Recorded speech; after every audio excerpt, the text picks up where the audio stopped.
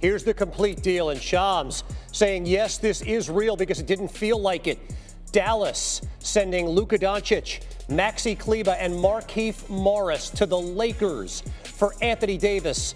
Max Christie and the Lakers' first-round pick in 2029. The Utah Jazz had to get involved to make the whole thing happen. They land Jalen Hood-Schifino and a couple of second-round picks. The Kings get Zach LaVine, and on paper, 3 firsts straight in 3 seconds, Bobby, but one of the picks is getting their own second back. Yeah. There's a bunch of conditions here. Sacramento gets one of their seconds back, and the Charlotte first is going to convey into 2 seconds. So these aren't San Antonio's prized picks, right? The Bulls, they receive a trio of players, their 2025 pick back. I wouldn't do that just yet, because your ass is mine. I gotta start this off by saying the Chicago Bulls will never be shit again. You traded Zach LaVine to the fucking Kings, and you only got back Zach Collins, Trey Jones, Kevin Huerter, and your own 2025 first-round pick. What are you doing? What are you doing? Nothing. Me? Just hanging around. If you live in Chicago, you should not be going to them games. The Chicago Bulls are completely committed to putting a piece of shit product in the United Center. This team has no direction. I don't know what they're doing, and they just got fleeced out of their 2 best players within the last 7 months. You had plenty of time to trade DeRozan and Zach LaVine, and you got basically your own draft pick back. Chicago, ain't you tired of the 90s Bulls reunions? Look into the crowd at some of these games. All you see is 90 Bulls jerseys and D-Rose jerseys. The Spurs have to be studied. How did the Spurs get De'Aaron Fox without giving up any of their young core? They kept Stephon Castle and Devin Vassell, but they got De'Aaron Fox. Huh?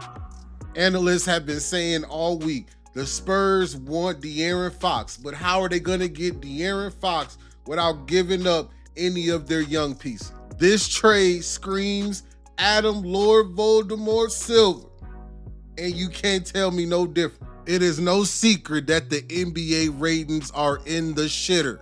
The NBA is scraping and scrambling. Daddy, I like when you scrambling and scraping for shit. No, I like that. You know, I'll be... No Diddy. But in my previous video about Adam Silver and LaFauty James destroying the NBA, I told you Adam Silver is trying to go global. The San Antonio Spurs are trying to get a stadium built in downtown San Antonio, but the residents don't want to use taxpayers' money. Anytime the government is involved in a stadium, they're gonna use that taxpayers' money. And in the wake of the taxpayers complaining about using their money for the stadium, the NBA has conveniently scheduled 2 games in Paris for the San Antonio Spurs to kill 2 birds in 1 stone.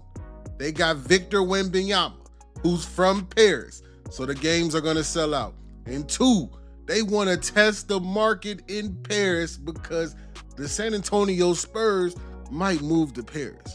Now, this is not set in stone. This is not the end all be all, but this is just a correlation of what I've seen from the NBA and how they're moving.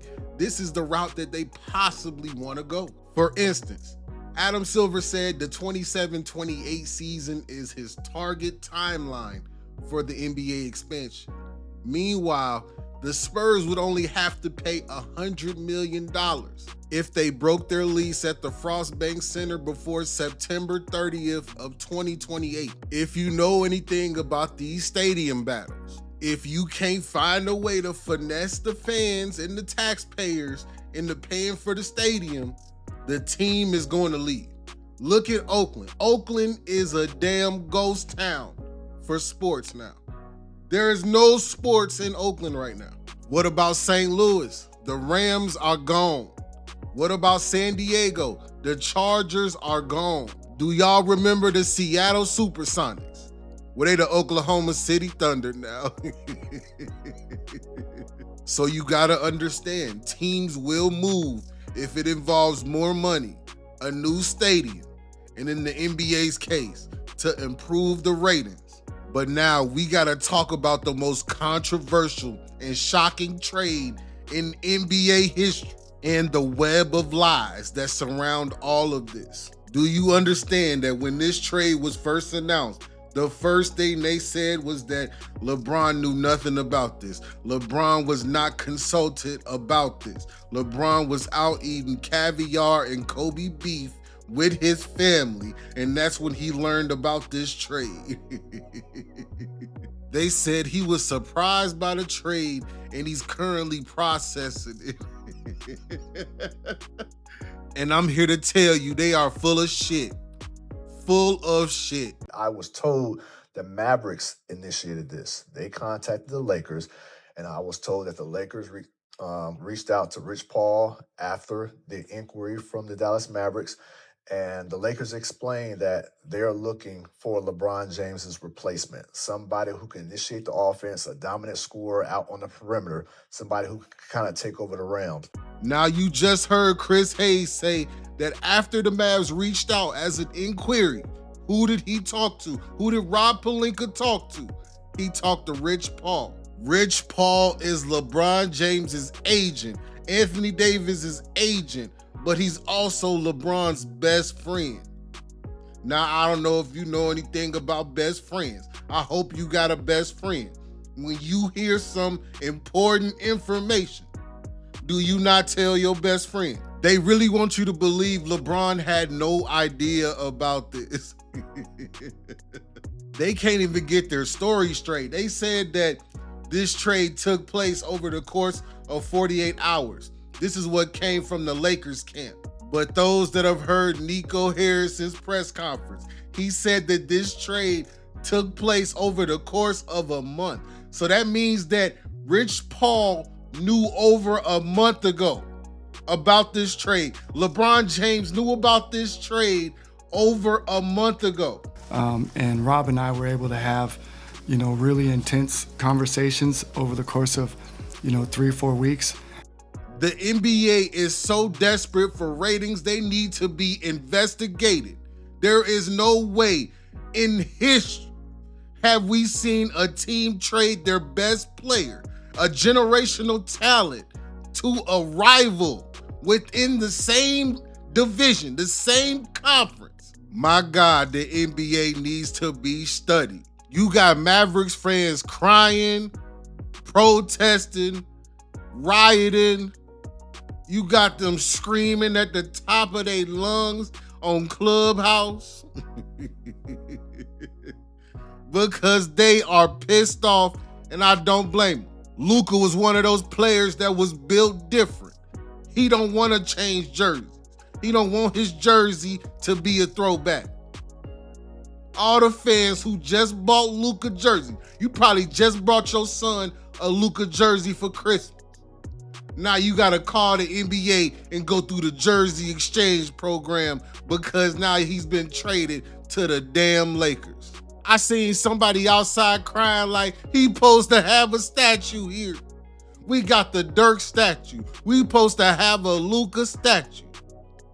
How important Luka was to that community. The things that he's done, the charitable works, the smiles that he's put on kids' faces in that community. And the way the Dallas Mavericks just shipped him off for nothing. We're not gonna say nothing because AD is something, but compared to what they could have got for Luka, my God, this is nothing. The Rudy Gobert trade is a prime example of a fleecing. The Wolves traded 5 players and 5 picks for Rudy Gobert. What about the OKC Paul George trade? That was a fleecing. That's what you call fleece. The Mavs were supposed to fleece the NBA for a generational talent like this. This trade screams collusion and Adam Silver. The NBA needed this trade to boost the ratings. They needed this trade because LaFontaine James needed another scapegoat. Now, what are they saying out of Dallas? They saying that Luka's lazy, Luka's out of shape, Luka ballooned up to 270. Just keep it a buck. You didn't want to pay Luka the super max. I'm not even gonna lie to you. I wouldn't even pay Luka the super max. I don't care how good somebody is offensively. When you only playing one side of the ball, I'm not paying you $70 million a year to just play offense. We're not gonna sit up here and act like Luka wasn't a traffic cone in the playoffs last year. I'm cheap. I would have seen the analytics like, yeah, so how much are we potentially gonna owe Luka? $345 million over 5 years. God damn it! I would feel like, God damn it! Hell no, I'm not paying no $70 million for offense. Now, we talking about team fit. Anthony Davis is gonna fit right in. Oh yeah, I told you now. The Dallas Rebounds. That's their new name. Rebound City. The Dallas no points in the paint. All AD asks for is a little help. Somebody that can help him on weak side defense. Do y'all remember the Olympics? When AD and Bam was on that court, they was causing hell. They were the brothers of destruction. They was Undertaker and Kane in those Olympics. Now, what does this trade mean for the Lakers? This trade for the Lakers means that the future is solidified. You are like Allstate. You are in good hands in terms of filling those seats. Yes, you are. You saved $115 million because you don't got to get him the Supermax. You have completed the white boy holy trinity of NBA players, and you got somebody to carry the franchise as soon as that dinosaur expires. But for the short term, this is not gonna work. Not on duty.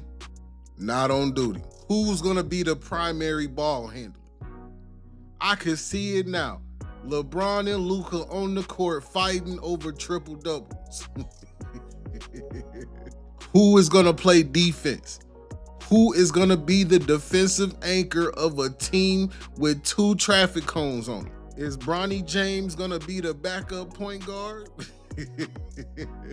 There are a lot of questions that need answers. Think about if this team got thrust into the finals. Do you really think LeBron 40 James is gonna let Luka Doncic steal a finals MVP from him? The real ones know hell will freeze over and LeBron will throw the finals before he allows another man to steal a finals MVP from him. Now, this the part of the video where I need y'all to beat the comment section up. Do y'all think Luka and LaForty is a recipe for success? Do you think that LeBron James is gonna concede and submit to Luka Doncic?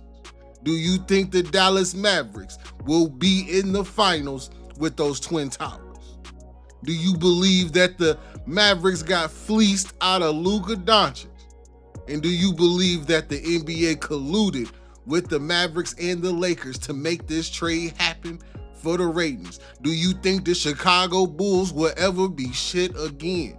Do you think the San Antonio Spurs will get a new stadium and remain in San Antonio? I need y'all to hit me with the HBO special.